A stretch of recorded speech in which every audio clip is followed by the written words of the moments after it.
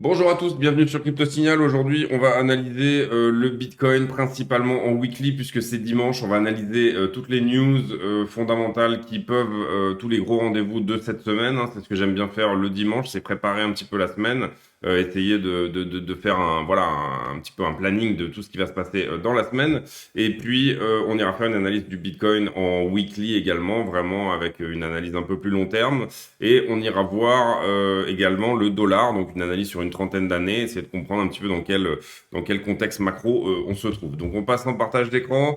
À partir de là, bien entendu, je fais comme d'habitude l'appel à l'abonnement, c'est-à-dire que si le contenu de ce channel vous plaît, n'hésitez pas à vous abonner, n'hésitez pas à venir nous rejoindre éventuellement sur le Discord, sur lequel vous trouverez une communauté bienveillante pour vous donner des conseils, etc.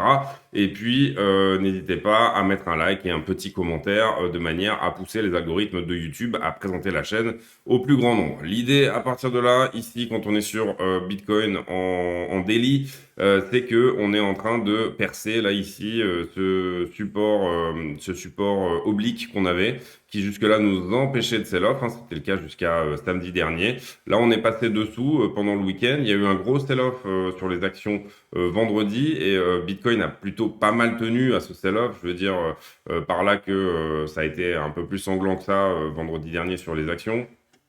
Vous voyez ici, voilà, des bougies beaucoup plus conséquentes sur le S&P, bougies assez conséquentes aussi sur le Nasdaq. Donc tout ça, bien entendu, a engendré un contexte un petit peu de sell-off. Je vous avais expliqué pourquoi. C'est tout simplement que notre ami Jérôme Powell, qui est le président de la Banque fédérale américaine, donc l'équivalent de la BCE, la Banque centrale européenne, a annoncé qu'ils étudiaient fortement une hausse des taux de 0,5% en mai. Donc ça voudrait dire ici que, vous le voyez là, ça c'est un sondage sur les acteurs du marché.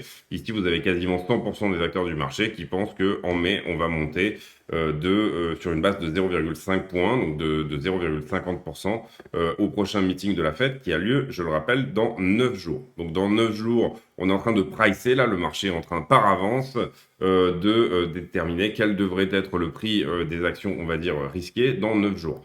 Ça m'amène à une transition ici sur le dollar, on reviendra sur Bitcoin après. Transition sur le dollar, puisque en ce moment, le cash, c'est pas trop où aller. Donc, vous voyez que le dollar nous donne ici des indices, que on a beaucoup de cash en attente, c'est-à-dire qu'il y a une forte demande pour le dollar. Donc, le dollar, c'est du cash, de l'argent qui ne va pas sur les actions et qui ne va pas non plus sur les obligations, puisque les obligations, les taux augmentent très fortement, donc ça veut dire qu'elles sont très peu demandées en fait, hein. Ici, on est obligé de vous rémunérer, de bien vous rémunérer pour que vous décidiez d'aller sur les obligations. Vous comprenez ici qu'investir votre argent pendant 10 ans sur des bons du Trésor américain, donc des obligations ici, à 3%, alors qu'on a une inflation qui est plutôt à 7 ou 8%, c'est pas un très bon calcul en soi. Donc c'est pour ça que tout ça est comment dire un petit peu compliqué.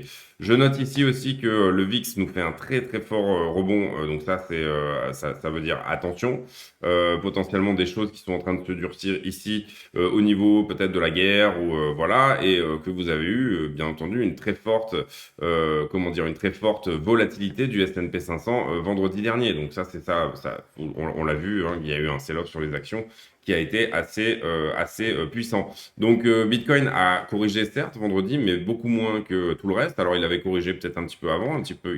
Bitcoin est souvent en avance.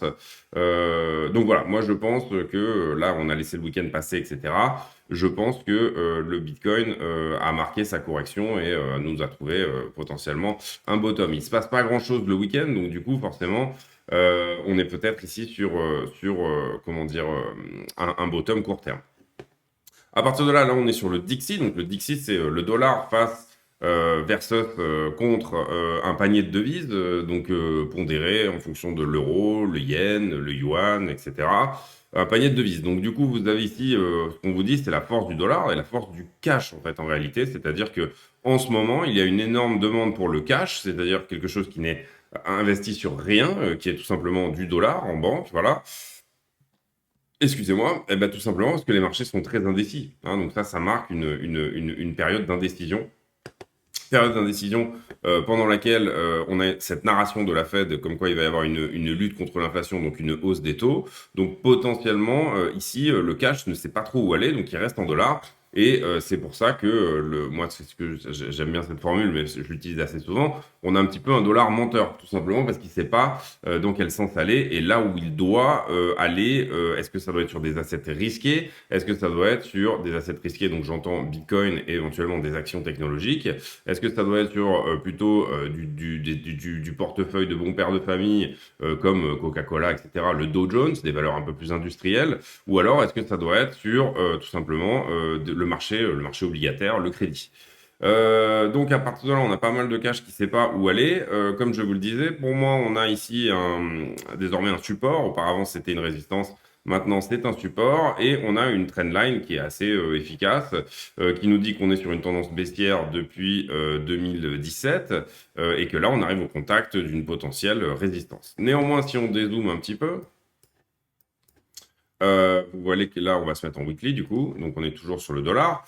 Vous voyez que le dollar est fortement baissier depuis 1971. Là, hein, voilà. On a eu ici un pic de résurgence dans les années 80, hein, les années où, bon, quoi que vous fassiez, de toute façon, déjà, les taux étaient très hauts aux États-Unis, donc vous aviez des excellents retours si jamais vous étiez en obligation, et où la plupart des portefeuilles étaient, comment dire, à 60%.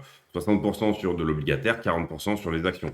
Depuis, ça a un petit peu changé, puisque la force du dollar avait un petit peu évolué, et on est sur des portefeuilles qui sont plus dynamiques, de manière comment dire, à avoir un bon rendement, puisque les taux étaient fortement à la baisse. Donc voilà l'idée. Là, vous comprenez qu'ici, je vous ai mis la trendline globale, on va dire, de descente. Et ici, je vous ai mis sa parallèle pour avoir un petit peu une idée de où est-ce qu'on pourrait aller à l'instant T. Où est-ce qu'on aura une formation de structure en W ici pour le dollar? Ben, elle sera tout simplement au 103 dollars ici, là où j'ai mis l'alerte, là, vous voyez. Et est-ce que à partir de là, le dollar pourrait faire un triple top sur plusieurs années et corriger? Bien entendu, on pourrait très bien ici, à partir de là, marquer un M-top.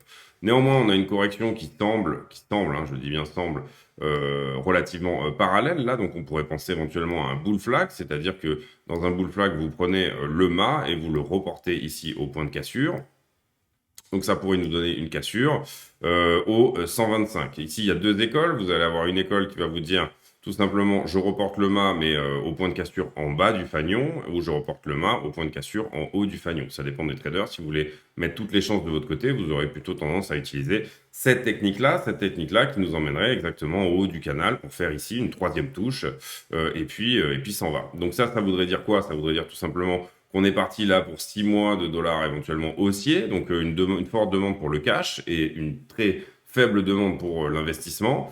Donc voilà, à surveiller quand même si ce bull flag se met vraiment en place, ou alors si jamais là on corrige à partir de là, à surveiller très fortement. Vous comprenez néanmoins que la tendance ici la tendance est à l'investissement, la tendance n'est pas réellement en faveur du cash en soi réellement. Depuis 1971, il vaut mieux placer votre argent que de garder du cash, et ça on l'avait vu dans plusieurs vidéos auparavant. Donc ça c'est important à comprendre. À partir de là, on sait aujourd'hui qu'il y a énormément d'argent tous les soirs qui sort des actions et puis qui ne rentre nulle part. Donc en fait là, on est sur des gens qui gardent du dollar, sachant qu'il va se déprécier dans l'année, oui, et qu'ils vont potentiellement en perdre une partie, mais c'est tout simplement ce qu'on appelle une période d'indécision. Et là, cette non-structure le montre très bien.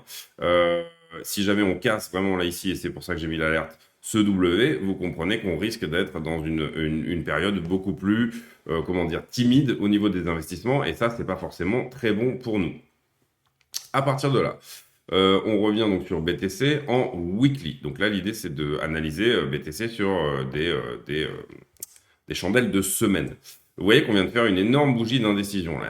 On a ravalé entièrement la bougie précédente, qui était une bougie baissière, mais on vient de faire une bougie, on est en train de faire une bougie d'indécision également. Donc vous comprenez que là, le marché ne sait pas réellement où aller. Vous allez le voir d'ailleurs certainement sur avec les youtubeurs, les influenceurs, etc. personne ne sait trop quoi vous dire ici à l'instant T, puisqu'il y a une forte indécision. Ça peut par contre, on sait qu'il va y avoir de la volatilité. Ça peut partir en haut comme en bas. C'est vraiment pas comment dire, le sens qui est important, mais on sait qu'il va y avoir de la volatilité. À partir de là, c'est à vous de décider quel pour vous doit être le sens, bien entendu. Mais moi, ce que je vous conseille de faire, c'est de faire une somme, de regarder le contexte, on va dire, dans son ensemble. Contexte dans son ensemble, c'est plutôt que, et excusez-moi, mais je reviens là ici pour le dollar. Tac, on revient sur le cash ici. Donc du coup, on est en weekly. Oui, c'est bien. Si on met les indicateurs, vous comprenez que là, on va se mettre plutôt en daily d'ailleurs. J'en avais parlé, mais on a une forte divergence ici baissière sur le dollar. C'est-à-dire que ce mouvement-là était beaucoup plus puissant en termes de momentum, et on le voit sur MACD aussi, que le deuxième, celui-ci. Donc on a une hausse du prix, mais une perte de force et de vitesse des acheteurs. Et puis là, on a le Cypher aussi qui nous donne un point de vente là, à cet endroit-là, et qui nous dit, attention, divergence baissière également sur MACD, et potentiellement retracement possible ici. Donc, on regarde le dollar à long terme et on se dit que oui, certes, il affiche de la force, mais il arrive ici au contact d'une forte résistance. Donc, soit il passe au travers et là, c'est tant mieux pour lui. Soit, comment dire, à partir de là, tout simplement, on revient plutôt dans le bas de ce canal qui a environ 5 ans. Néanmoins, en weekly, si on regarde en weekly, et c'est l'importance ici de voir des time frames différentes, bah là, pour le coup, on n'a pas de divergence, comment dire, on n'a pas de, vous voyez qu'on est en train de reprendre ici ce niveau-là. On en avait une petite qui s'était créée, enfin, on en avait une même assez conséquente qui s'était créée ici, là. Mais à l'instant T, on est en train de reprendre, de repartir plus haut que ce niveau-là.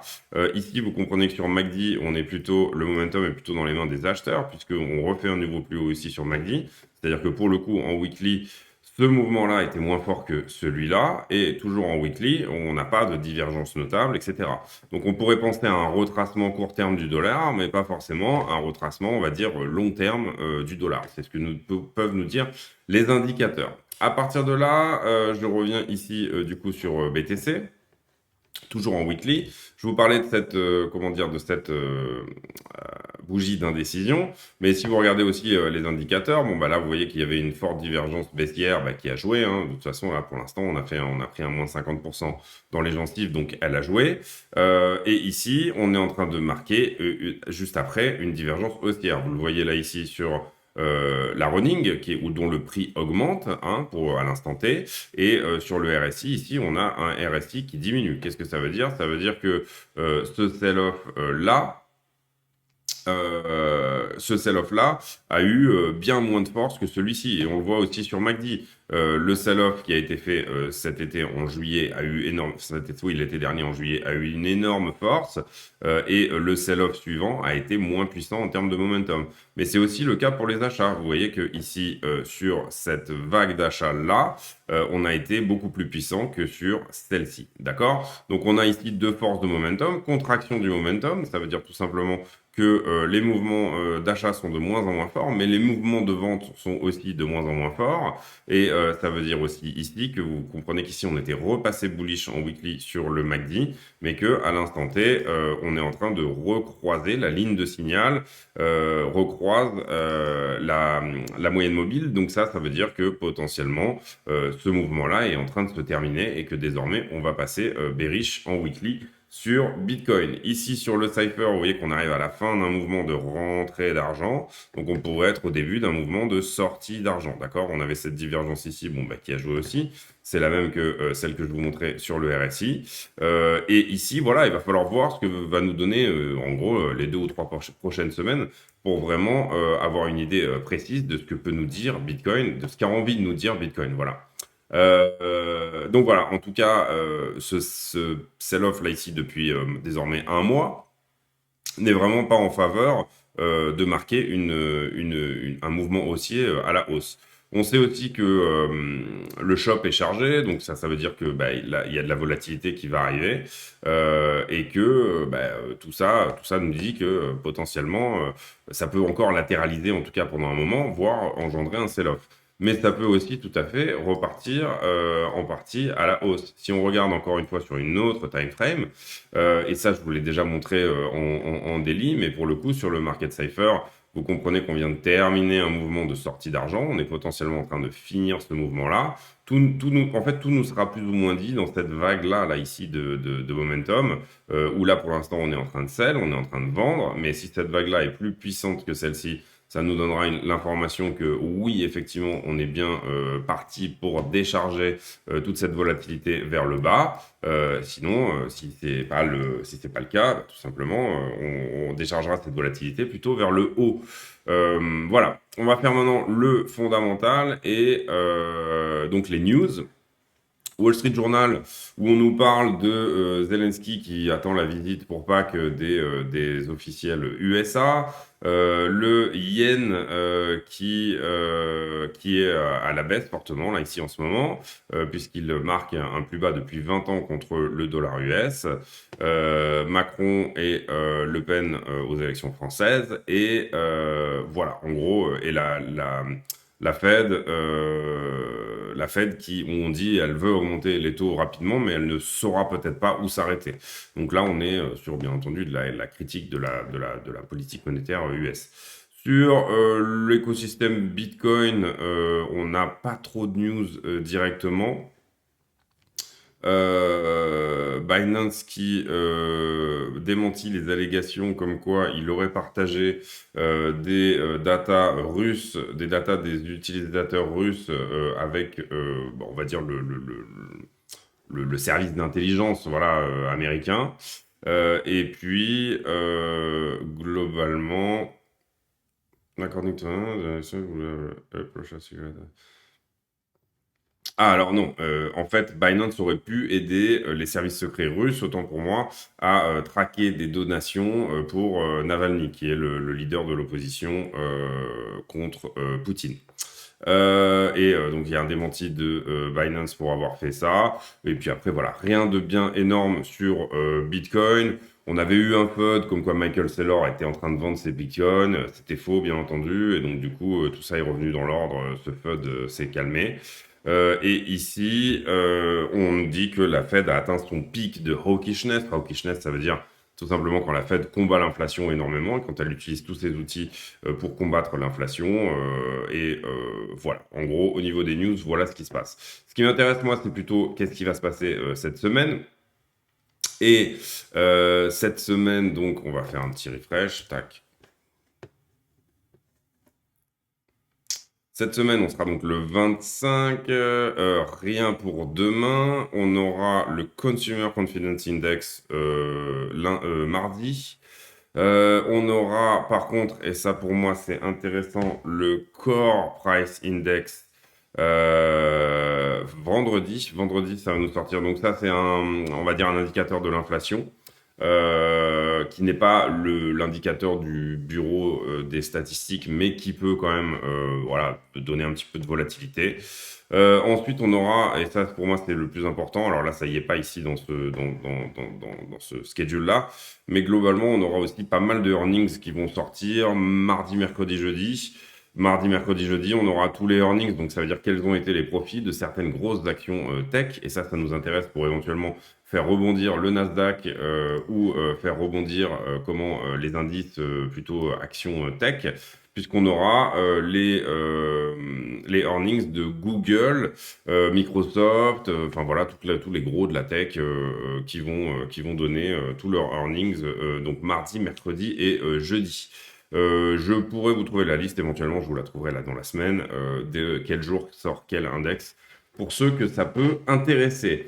Ici, aujourd'hui, vous voyez que l'USDT dominance, elle est tout à fait flat, enfin moins 0,5%, donc c'est pas grand-chose. Ici, pour moi, on est aussi, et ça, il faut le comprendre, et c'est la barre rouge que je vous ai mise là, ici, en termes de volume profile, un endroit intéressant où on pourrait rebondir. Bon, alors le but, c'est pas forcément de toper tous les bottoms, mais vous comprenez ici qu'on est... si je vous affiche que cette espèce de canal haussier là dans lequel on est depuis, on va même mettre un petit peu plus, voilà, dans lequel on est depuis ce moment-là, et ben on est pile poil sur l'espèce de pic de volume. C'est-à-dire que sur cette zone, la zone dans laquelle on est en train ici avec laquelle on est en train de batailler depuis 1, 2, 3, 4, 5, 6 fois. Vous voyez que ça fait 6 clôtures qu'on essaye de faire en dessous de cette zone. On est sur une zone dans laquelle, dans cette espèce de range, ce canal haussier-là, il y a eu déjà énormément de business. Donc on pourrait rebondir dessus puisque c'est une zone que les acteurs du marché ne veulent pas revisiter puisqu'il y a déjà eu pas mal de business fait dans cette zone. Si jamais on la perd, vous comprenez que on sort un petit peu de toute cette figure-là et on ira donc du coup plutôt donner confiance, comment dire, à d'autres points du marché, des points beaucoup moins récents. Et là, vous comprenez qu'on est aussi dans un endroit où il y a eu énormément de business. Si on passe en dessous de tout ça, et là je vous affiche toute la charge du Bitcoin, donc du coup le volume profile s'actualise en fonction. Vous comprenez que là, on serait dans une zone où il y a déjà eu énormément de business. On est sur une très grosse bosse là. Donc théoriquement, le marché aurait plutôt envie de venir traiter toute cette zone-là ici jusqu'aux 45 000, entre le point actuel et les 45 000, déjà au moins venir traiter cette zone. On va faire le sentiment pour essayer de donner une direction au prix, en tout cas pour ce soir et puis les jours prochains. Et donc le sentiment. Le sentiment, donc on est sur le carnet d'ordre ici.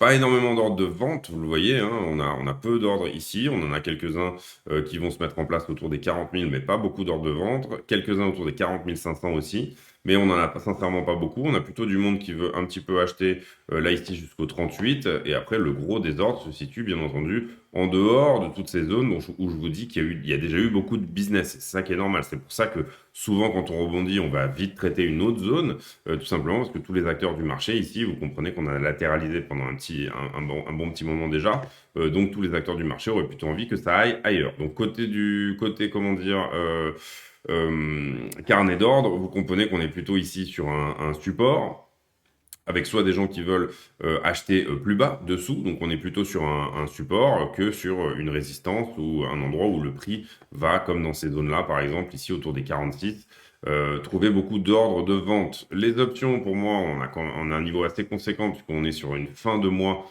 pour le 29. Je vais faire un petit refresh aussi ici, là, pour être sûr d'avoir la bonne donnée. 29, voilà. 46 000 bitcoins avec un max pain price à 42 000. Donc ça, c'est plutôt haussier. Ça nous dit qu'en tout cas, pour vendredi, on sera à minima autour des 42 000 dollars, donc un plus 7-8% par rapport au niveau actuel, je pense, hein, peut-être un petit peu moins. Peut-être un petit peu moins, mais en tout cas, les options, on a un niveau assez conséquent là. Si on est à l'instant T et que je vous ai dit qu'on irait au-dessus des 42 000 dollars, oui, c'est ça, 6-7%. Donc voilà, ça c'était les options. Maintenant, on va aller voir Coinalyze. Vous savez que moi j'utilise beaucoup Coinalyze pour prévoir le prix au moins à court terme. J'ai pas fait de vidéo et là il m'a encore enlevé des trucs, mais c'est pas grave, on s'en fiche. Notre ami, donc on a pris cette zone-là. Vous voyez qu'on a pris cette zone-là aussi à la descente et on est venu chercher aussi cette zone-là. J'ai pas fait de vidéo hier, donc 23, 22, 22. Là ici on avait nettoyé tout ça. 22, j'ai dû faire la vidéo vers le matin, je pense. Ouais, c'est ça, quelque chose comme ça. Le 22, on était vendredi, oui. Donc on avait ce niveau-là qui a été pris aussi. Pendant tout ce moment-là, on était très shorté et c'est le niveau de short que vous voyez là. Là, il y a eu beaucoup de longs, mais vous voyez qu'il a été pris ensuite, ce niveau. Ensuite, on a été énormément shorté, mais avec assez peu d'augmentation de l'open interest ici. Donc, il y avait un petit niveau à prendre ici qui a été pris entre-temps, donc on ne va pas le noter. Ici, rebond de l'open interest, mais en fait, c'est plutôt, comment dire, des shorts probablement qui ferment leur position puisqu'on n'a pas de nouveaux contrats en circulation. Donc, le rebond de l'open interest pour revenir à zéro, donc on ne va pas noter de niveau là. Et ensuite, forte augmentation ici de l'open interest pour des niveaux qui sont plutôt en short. Donc, on aura un niveau à prendre à peu près ici. On avait un petit niveau aussi, vous voyez ici que l'open interest a continué d'augmenter et le funding a continué d'augmenter aussi. Donc, on avait un niveau à prendre ici qui a été pris pendant cette descente. Et puis là, on a réaugmentation du nombre de contrats en circulation plus réaugmentation rediminution du funding. Donc là, on avait un niveau à prendre au niveau des shorters. Ces deux niveaux-là ont été pris, donc on les enlève à l'instant T. On est plutôt longué, probablement avec beaucoup de fermeture de contrats, ici, là, des longueurs aussi.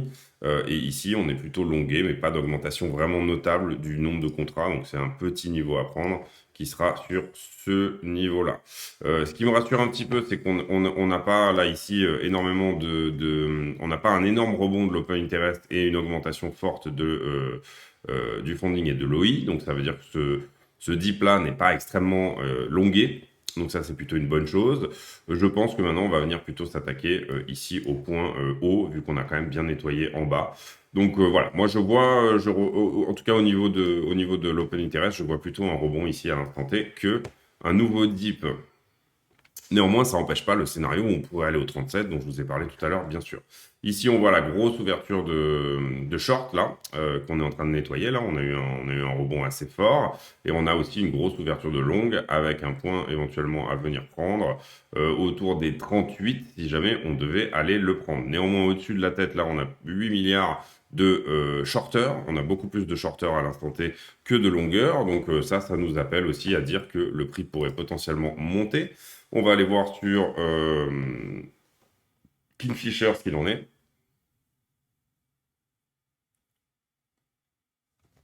S'il veut bien rafraîchir, notre ami. Le Kingfisher. Le roi des Kingfisher, ça a l'air d'être un oiseau. Alors, tac, et ben vous voyez ici cette énorme poche là qu'on a à prendre au-dessus, donc pour un rebond à minima au 42 pour venir un petit peu nettoyer tout ce sur quoi on s'est construit là de manière un petit peu, voilà, pour venir nettoyer fortement tout ça. Pour moi, on a un gros niveau de short à prendre et que j'avais noté là ici, quasi jusqu'au 47, hein, donc on pourrait réintégrer cette figure et aller plus haut que ce qu'on a fait là. Si jamais, par exemple, ce rebond part là, mais qu'il est très peu longué, c'est-à-dire que enfin on a réussi à annihiler un petit peu le sentiment et qu'on a moins d'optimisme au niveau des longueurs en levier, pour moi là déjà on va être haussier pendant un petit moment. On va potentiellement ici réintégrer ce support oblique. On devrait passer assez facilement pour moi cette première résistance. On devrait passer celle-ci aussi. Et la difficulté, ça sera d'aller au-dessus des 44 500, mais ça n'est pas impossible. Voilà, pour moi, on est sur un dip. Moi, j'aime bien, je peux me tromper, mais j'aime bien vous donner une direction, bien entendu. Je ne serai pas, comment dire, je suis obligé de vous donner deux scénarios, parce qu'il y en a toujours deux, voire trois, mais je suis obligé de vous donner, pour moi, sinon je ne serai pas honnête avec vous, mon scénario privilégié, puisque c'est comme ça que j'estime qu'une chaîne est intéressante. Voilà, il y a pas de mauvais... comment dire, il y a pas de bon ou de mauvais analystes, mais ça m'insupporte, moi, les gens qui disent bah, ça peut monter, ça peut baisser, mais moi, j'en sais rien, je ne sais pas, etc. Et puis qui après, la vidéo d'après, vous dites, vous voyez, j'avais raison, parce qu'ils ont évoqué le bon scénario. Voilà. Donc, moi, en tout cas, à l'instant T, et je peux me tromper, je considère qu'on va plutôt réintégrer ici cette zone bleue et potentiellement revenir jouer avec les 44 500. Point que je vous avais déjà donné il y a de ça plusieurs jours. Et je vous avais déjà dit aussi qu'on pourrait éventuellement faire un retest de cette zone-là, voire un petit peu plus bas, faire une déviation dessous à nouveau. Quand ce rebond-là a été fortement longué et que, voilà, moi je voyais plutôt ici qu'on vienne potentiellement un petit peu plus haut et qu'on revienne une dernière fois, revenir tester ce support oblique-là. Bon, ben on l'a fait plus tôt, on s'est retourné plus tôt, tout simplement parce que la narration le permettait. Vous comprenez que vendredi, la Fed nous dit, et il y a un sell-off massif sur les actions, et la Fed nous dit, et oui, effectivement, on va augmenter les taux plus vite que prévu. Que fait le marché? Il en profite pour annihiler ce sentiment longueur là qui était rentré un petit peu trop et pour reproduire le même mouvement que la bougie quand on avait eu les minutes de la Fed qui étaient sorties là et quand on avait réintégré ce mouvement-là. Donc il nous refait le même mouvement dans le même sens, tout simplement parce que cette narration-là est en train de, comment dire, se confirmer, tout simplement. On va avoir une hausse de 0,5% en mai. Ici, on va garder une ligne horizontale parce que pour moi, on a, à cause du volume profile, un support là qu'on est en train de traiter. Donc voilà, et je vous ai parlé tout à l'heure des 39 002, je crois, donc on va le mettre à 39 002. Voilà. Ici, on a un point où vraiment il y a beaucoup de business qui a été fait dans ces zones, donc le marché n'a pas très envie d'y rester à nouveau pendant un certain temps. On a beaucoup latéralisé dans ces eaux-là, donc voilà, soit on passe dessous, soit on passe dessus, mais il va va falloir là prendre une décision.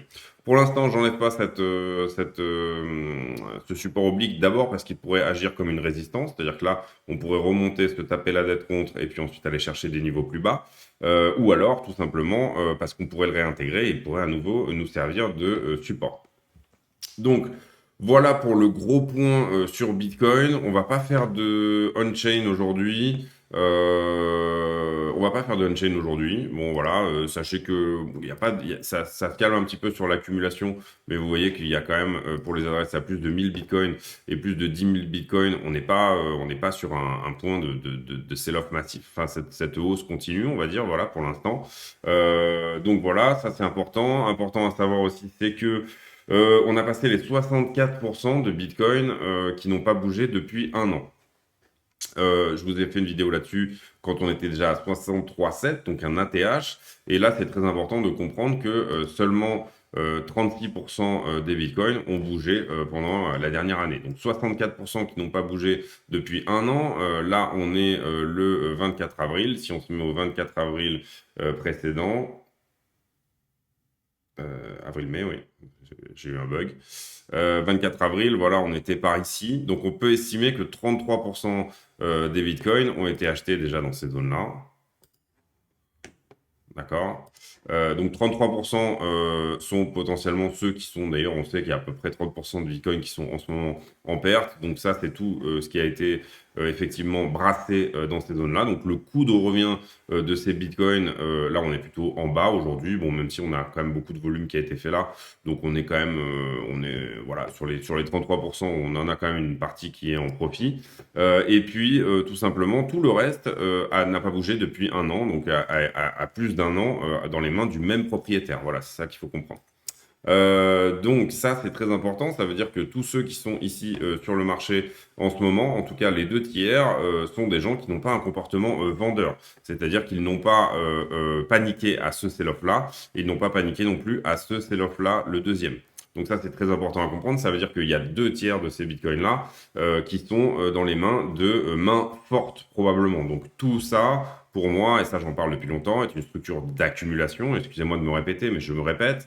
Et on-chain, la santé du réseau est très bonne au sens où on a en ce moment plutôt que des gens qui vont avoir un comportement non vendeur en cas de descente du prix majeur par rapport à tous ceux. En fait, on a 30% des bitcoins qui ont énormément changé de main et qui sont des bitcoins spéculatifs, et on a 66% des bitcoins qui sont plutôt des bitcoins d'investissement, mais de gens qui croient fortement dans le fondamental et qui sont ici plutôt basés à l'accumulation.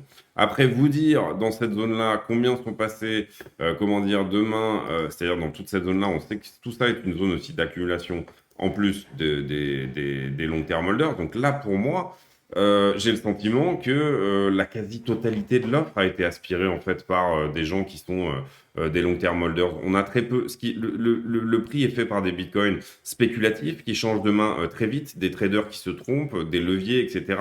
Des choses qui, voilà, c'est pour ça qu'on a quand même des mouvements de sell-off et des formes où on a quand même un petit peu de volatilité, même si elle se réduit énormément hein, par rapport à d'autres moments dans la vie de Bitcoin. Elle est énormément réduite en ce moment, mais on a quand même un petit peu de volatilité au sens où ce sont pour moi les mêmes Bitcoins ici qui changent de main encore et à nouveau, mais que au niveau investissement, c'est très propre parce que dans cette structure-là, on sait que les bitcoins ont été réaccumulés par les bitcoins, enfin les gens qui ont un comportement très peu vendeur, ce qu'on appelle l'offre illiquide.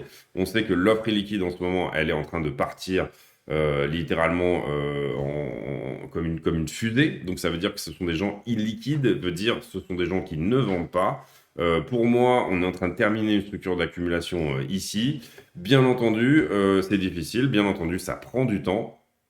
Mais pour moi, je pense que oui, ce qui reste de Bitcoin spéculatif pourrait faire descendre le prix plus bas. Oui, c'est le cas. Et mais vous aurez toujours des gens, il y en a une toute petite partie qui vont vendre, mais vous aurez toujours des gens qui vont holder à la mort. Je pense que la seule chose qui éventuellement peut nous faire aller dans cette boîte-là, donc la zone de rechargement à long terme, c'est ce qu'on appelle un Black Swan, c'est-à-dire un événement exogène très fort, très puissant, c'est-à-dire un crash boursier, hein, en fait, tout simplement.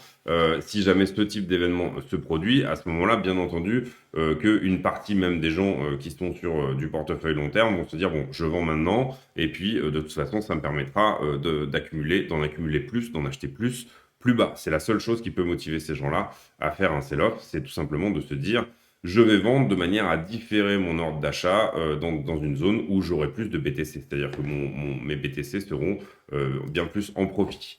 À partir de là également, on va regarder si notre ami, notre ami la baleine numéro 3 rachète 300 BTC ici au prix de 39 500 $. Ici, sur la Luna Foundation, pas d'achat, on dirait. Non, pas d'achat sur la Luna Foundation. Et puis, voilà, on va pas regarder Grayscale aujourd'hui, tout ça, parce que c'est dimanche. Donc, du coup, voilà pour moi. Donc, tout simplement, pour donner une direction au prix, et désolé, vidéo peut-être un petit peu longue pour pas forcément... comment dire des choses extrêmement puissantes et intéressantes, mais je rentre de week-end, hein, j'étais au pied du Mont Ventoux, les pieds en éventail au milieu des oliviers. Donc du coup, là, pour moi, on réintègre, enfin c'est mon scénario privilégié, on réintègre et on vient éventuellement jouer avec ce niveau des 44 parce qu'on a quelque chose à y faire. Là, il y a de la liquidité à prendre et traiter un petit peu cette zone où il y a eu que peu de business. Et deuxième chose, on a une forte, grosse, pour moi, elle est assez importante, poche de liquidité à prendre ici autour des 47, voire tout simplement en dépassant ce point-là. Hein. Vous comprenez que là, on a été assez fortement shorté parce que ce mouvement n'a pas eu lieu d'un coup. Donc du coup, ce petit rebond-là a bien été shorté comme il faut. Donc du coup, il y a une poche de liquidité là à venir chercher. C'est-à-dire qu'il faut corriger, mettre un petit tacle à ces shorters ici qui ont, pour tous ceux qui n'ont pas encore pris profit, potentiellement, comment dire, cette poche de liquidité aurait besoin d'être traitée. Voilà, c'est tout pour moi aujourd'hui. J'espère que cette vidéo vous a plu. Si c'est le cas, comme d'habitude, pouce bleu, commentaire. Aujourd'hui, pour ceux qui ont réussi à regarder cette vidéo jusqu'à la fin, je vous engage à mettre en commentaire euh, quel est votre dans quel endroit vous aimez passer vos week-ends, dans quel endroit si vous aimez sortir un petit peu de la maison et bouger, quels sont vos endroits de prédilection? Est-ce que c'est la plage, le camping, un endroit spécifique? Voilà, mettez ça en commentaire du coup, ça nous permettra de parler d'autre chose que de Bitcoin dans les commentaires. Rejoignez-nous sur le Discord, abonnez-vous, merci de votre fidélité et de votre bienveillance et à très bientôt. Ciao.